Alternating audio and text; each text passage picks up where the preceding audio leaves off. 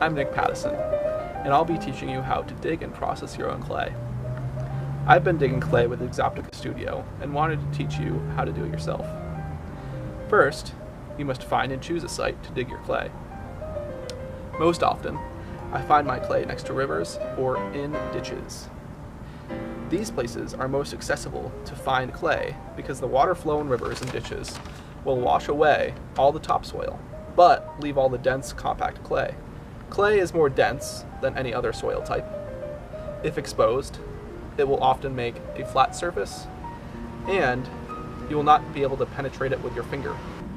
Now that we know where and how to find clay deposits, we can go out and dig some clay.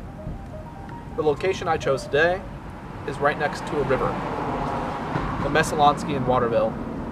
Next to rivers, I'm looking for a flat spot, an area of hard exposed clay. If you go too far away from the river, you reach topsoil. When I'm digging, I like to take a shovel full of clay and use my hands to inspect any large rocks. That's a pretty clean looking piece of clay. Remember to test a piece of clay to make sure it's good by taking a piece and rolling it into a ball in your hand, then rolling it into a snake, then back to a ball. If it can do this, it is malleable enough to work with down the road. Take as much as you want, remembering to leave the land looking as if you never came there. I believe it is important to thank the land and earth around you for the clay you took. Just take a moment to look at and appreciate all that you give and take from the earth. Practice remembrance. After you have dug your clay, put it into a bucket and fill it with water. Break the large pieces up into smaller pieces and let it sit in the water for a few hours to absorb.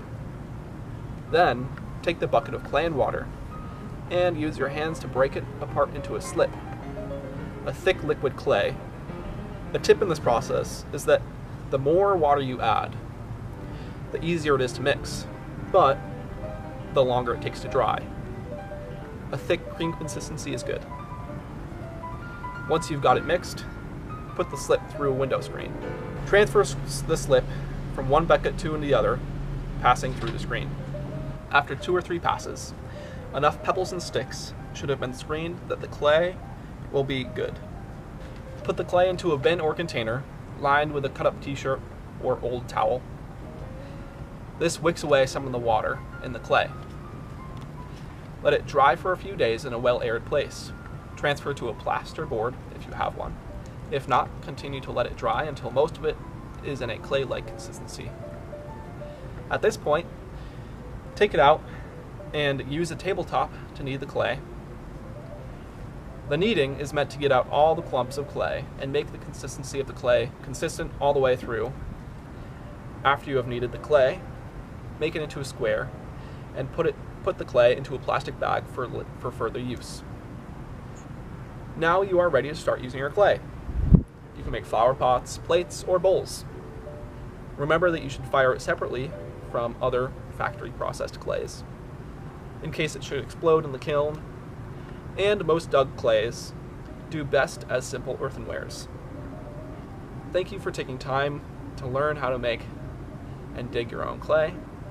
If you have any questions, please feel free to contact us.